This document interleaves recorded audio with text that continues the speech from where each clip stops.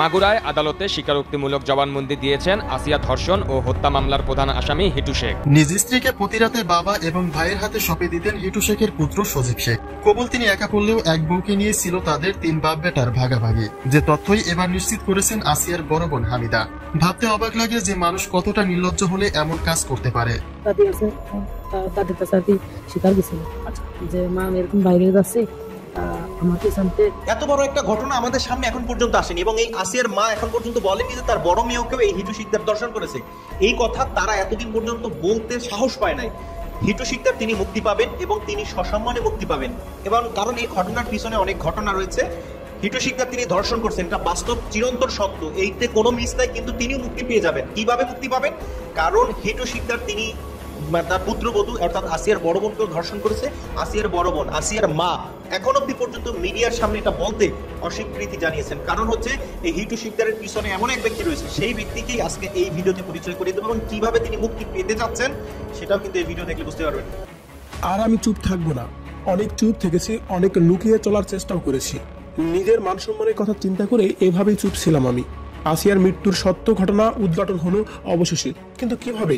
আসিয়ার বড় বোন হামিদার সাথে ওই বাড়িতেই প্রতিনিয়ত কি হতো যা জানলে যেন আপনার গায়ের লোম দাঁড়িয়ে যাবে। কি বলছে আসিয়ার বড় বোন হামিদা, এই পুরো ভিডিওটি দেখে আমাদের সঙ্গে থাকুন।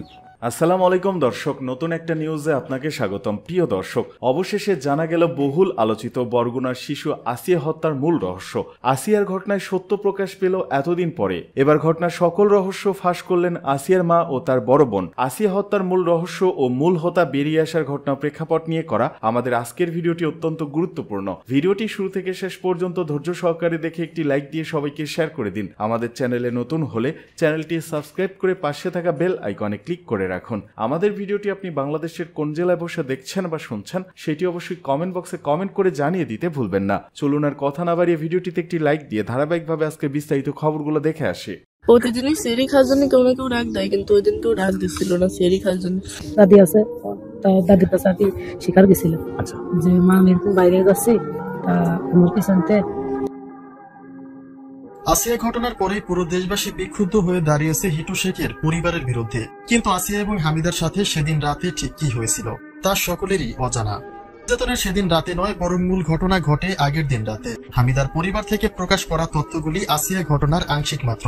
গরিব পরিবারে জন্মগ্রহণ করায় সংসার ভেঙে যাওয়ার ভয়ে আসল সত্যিটা পুরোপুরি লুকিয়ে রাখা হয়েছিল আসিয়ার পরিবার থেকে। কিন্তু এবার ভয়কে জয় করে আসল সত্যিটা প্রকাশ করে দিয়েছেন আসিয়ার বড় বোন হামিদা। চোখ মুছতে মুছতে প্রথমে হামিদা বলে, বাবা মায়ের প্রথম কন্যা সন্তান আমি, অভাবের সংসার আমাদের, তাই পড়াশোনাও করা হয়নি। একটি ভালো সম্বন্ধ আসায় অল্প বয়সে মা বাবা আমাকে বিয়ে দেয়। আমি প্রথমে বিয়ে করতে রাজি হইনি, সবাই আমাকে বোঝায় অভাবের সংসারে একজন খাওয়ার মানুষ কমলে ছোট ভাই বোনেরা ভালো খেতে পারবে, তাই আমি রাজি হয়েছি। বিয়ের প্রথম দিন থেকেই আমার শ্বশুরের কুনজর বুঝতে পারছি।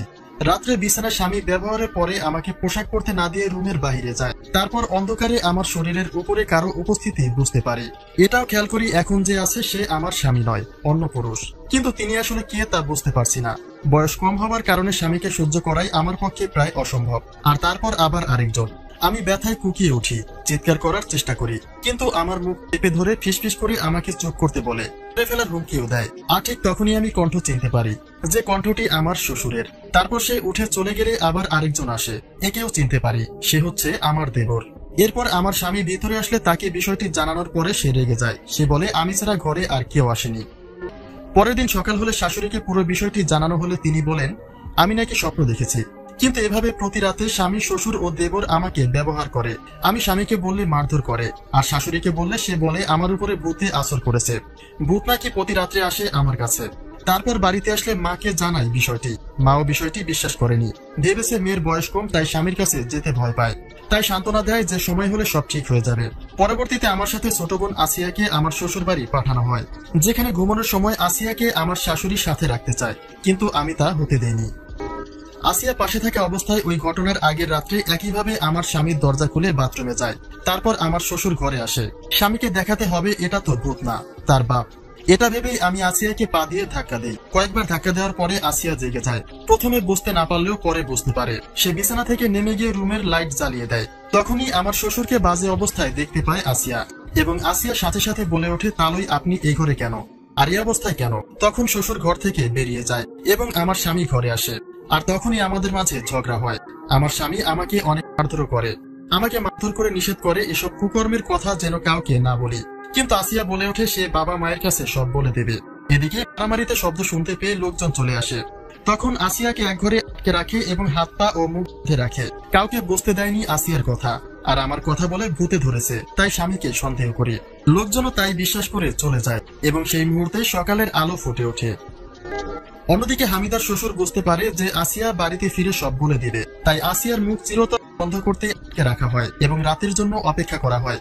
সেদিন সন্ধ্যার পরে লোকজন ঘুমিয়ে পড়লে গভীর রাত্রে আসিয়ার উপরে অমানবিক নির্যাতন করে। আসিয়াকে কতটা নির্মমভাবে নির্যাতন করা হয়েছিল আজকে সেটার বর্ণনা দিয়েছেন ডাক্তাররাও। চিকিৎসারত ডাক্তার বলেছে আসিয়ার যেহেতু বাচ্চা মেয়ে, তাই তার গোপনাঙ্গের ডেপথ খুবই ছোট, সেজন্য নির্যাতন করা ব্যক্তিরা কিছুটা ধারালো অস্ত্র দিয়ে গোপনাঙ্গে নির্যাতন চালায়। তারপর গোপনাঙ্গের একদম ভেতরের দিকে অনেকগুলি স্ট্রেস করা হয় এবং সেটি করা হয় একদম সূক্ষ্মভাবে অনেকটা সময় নিয়ে। এমন কাজ করার সময় তার নাক মুখ টিপে ধরা হয়েছিল বলেও জানিয়েছে চিকিৎসকেরা।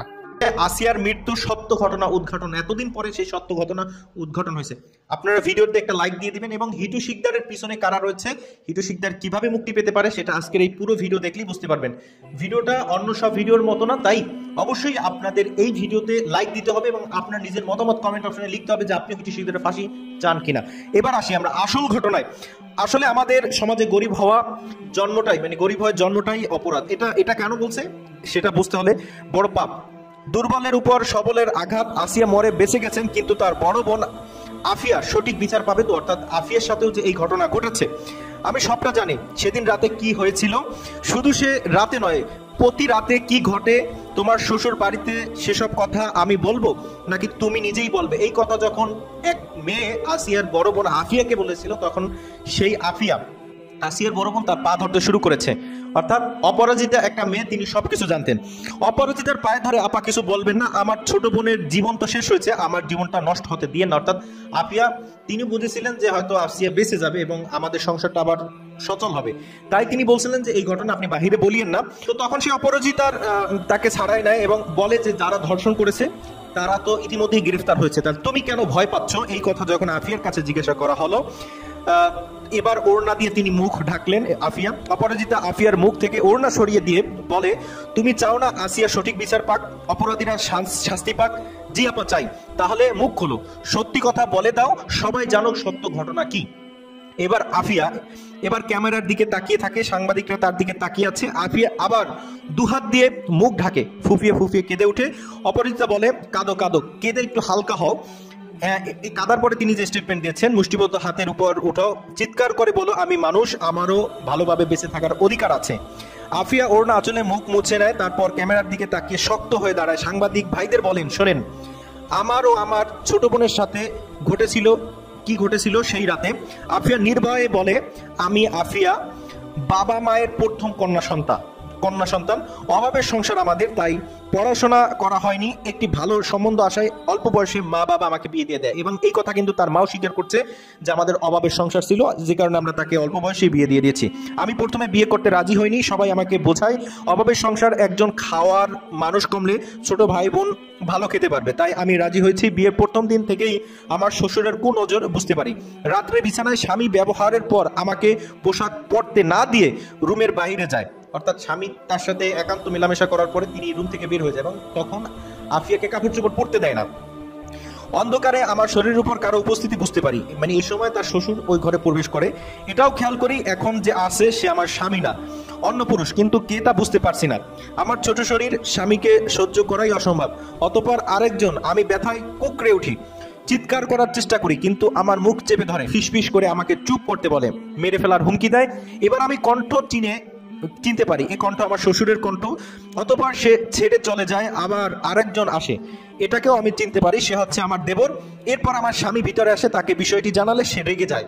অর্থাৎ স্বামী নিজেই জানতো যে এই ঘটনা ঘটেছে। যখন তাকে আবার বলা হইতো, একজন স্ত্রীর সবচেয়ে আপন হচ্ছে স্বামী, স্বামীকে যখন বলা হয়তো স্বামী রেগে যেত এবং সে বলে সে সারা ঘরে আর কেউ আসেনি, মানে এই ঘরে আর কেউ আসেনি। পরের দিন শাশুড়িকে জানালে বলে, আমি স্বপ্নে দেখেছি। মানে যখন এই ঘটনা ঘটেছে, আফিয়া অর্থাৎ আসিয়ার বড় বোন তার শাশুড়িকে জানায় যে আমার সাথে এরকম হয়েছে। তখন শাশুড়ি বলে তুমি এটা স্বপ্নে দেখছো, স্বপ্নে সব হয়েছে।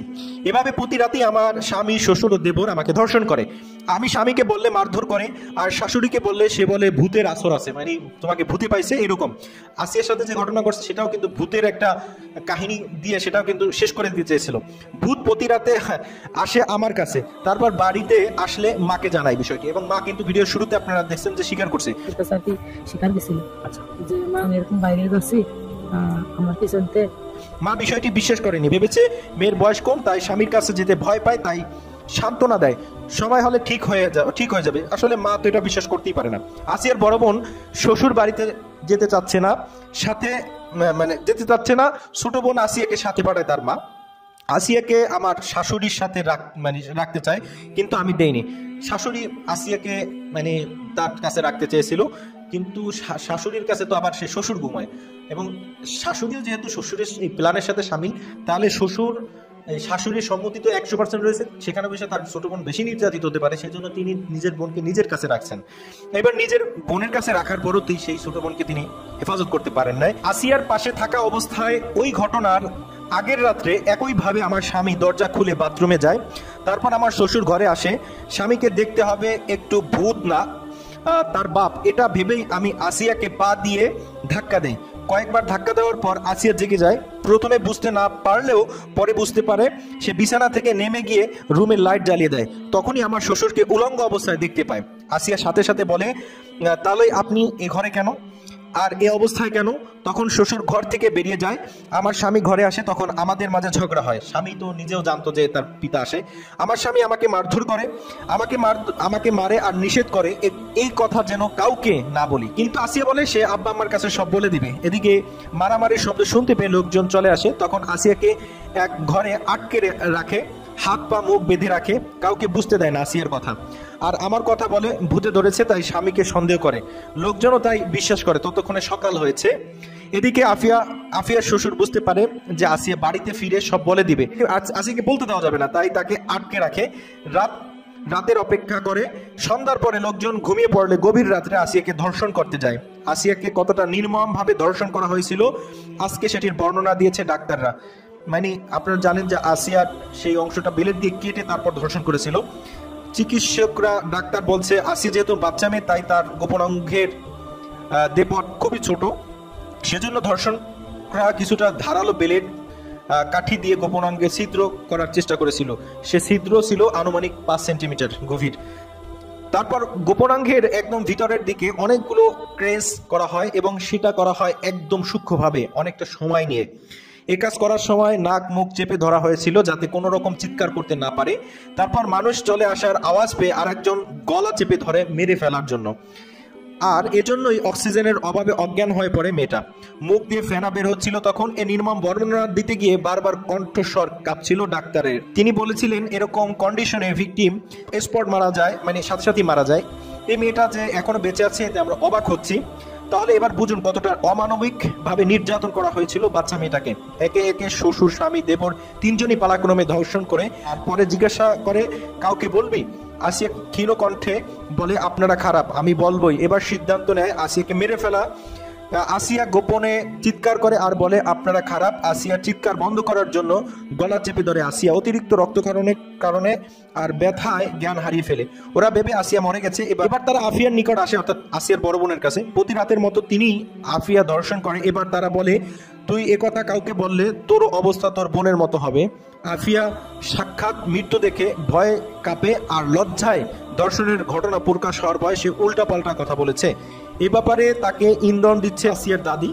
সত্য ঘটনা এই, শুধু আসিয়া ধর্ষণের শিকার হয়নি, তার চাইতেও ভয়ঙ্কর রকমের নির্যাতনের শিকার হয়েছে আসিয়া, অর্থাৎ আসিয়ার বড় বোন। আসিয়া মরে হয়তো বেঁচে গেছে, কিন্তু তার বড় বোনের কি অবস্থা হবে? এখন একটা বিষয় বুঝে, এখানে আসিয়াকে তো তিনি মৃত্যুবরণ করছেন, কিন্তু তার বড় বোন তাকে তো এখন একটা লম্বা সময় বাইসে থাকতে হবে। তার স্বামী নাই, তার শ্বশুর বাড়ি নাই, এবং তিনি ধর্ষণের শিকার হয়েছেন। এই কথা যদি জনগণের সামনে স্পষ্ট হয়, আরে এই ঘটনার, তাহলে কি সেই মেয়ে তারা কখনো বিয়ে হবে? তো সেজন্য তিনি অনেক সময় কথা বলতে গিয়ে উলটপালট বলেছেন। হ্যাঁ, যে কারণে এই ঘটনা কিন্তু আমাদের সামনে বারংবার আসতেছিল। এবং আপনারা জানেন যে এই ঘটনার পিছনে তাদের পুরো একটা ফ্যামিলি জড়িত রয়েছে।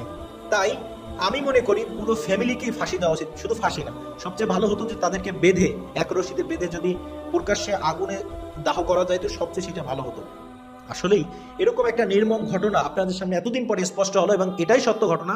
কারণ আসিয়ার বড় বোন এই বিষয়টা কিন্তু বিভিন্ন ধরনের গোলমাল পাকিয়ে ফেলছিল। এবার যে সত্য ঘটনাটা সামনে আসলো, এই বিষয়ে আপনার মতামত কি, এবং আপনি এই বিষয়টা কোন নজরে দেখছেন কমেন্ট অপশনে জানাবেন, এবং আপনি ধর্ষকের সর্বোচ্চ শাস্তি কি চাচ্ছেন কমেন্টে লিখে যাবেন। 7 বছরের শিশুকে ধর্ষণ মামলায় গৃহ শিক্ষকের মৃত্যুদণ্ড। রাজধানী খিলগা থানাধীন বনশ্রীতে 7 বছরের এক শিশুকে ধর্ষণের মামলায় আরবি গৃহ শিক্ষক জাহিদুল ইসলাম এর মৃত্যুদণ্ডের রায় ঘোষণা করেছেন ট্রাইব্যুনাল। আজ বুধবার ঢাকার 3 নম্বর নারী ও শিশু নির্যাতন দমন ট্রাইব্যুনালে বিচারক মোসাম্মদ রোকসানা বেগম হ্যাপি এ রায় ঘোষণা করেন। রায় মৃত্যুদণ্ডের পাশাপাশি তার 50,000 টাকা অর্থদণ্ডের আদেশ দিয়েছেন ট্রাইব্যুনাল। অর্থদণ্ড অনাদায়ে তাকে আরও 6 মাসের কারাদণ্ডের আদেশ দেওয়া হয়েছে। সংশ্লিষ্ট ট্রাইব্যুনালের রাষ্ট্রপক্ষের আইনজীবী মোহাম্মদ সাজ্জাদ হোসেন সবুজ সাজার বিষয়টি নিশ্চিত করেছেন। সন্তোষ প্রকাশ করে তিনি বলেন, ধর্ষকের কোনো প্রকার ছাড় নেই।